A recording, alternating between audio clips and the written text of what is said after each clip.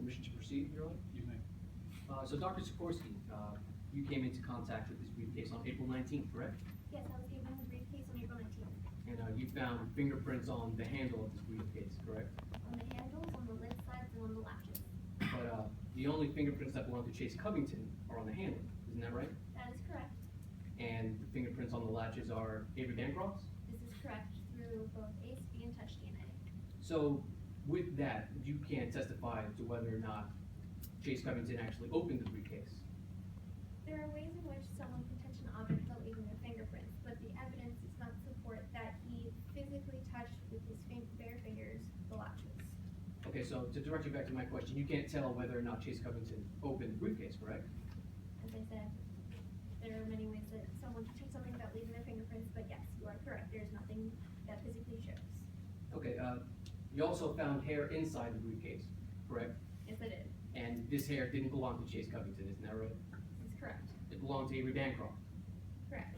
So in addition to what I just asked you, you can't say that Chase Covington, beyond a reasonable doubt of certainty, please answer me with a yes or no, that Chase Covington ever opened that briefcase.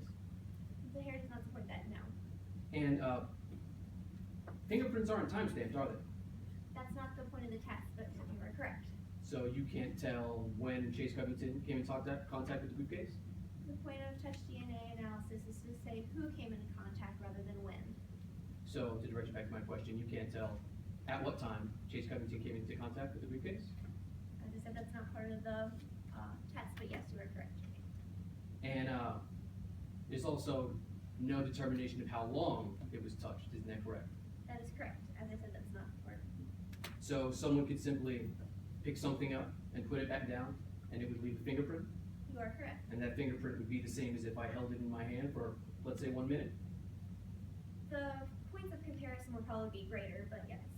And you mentioned you used 19 point of comparison, correct? 16 and 19, yes.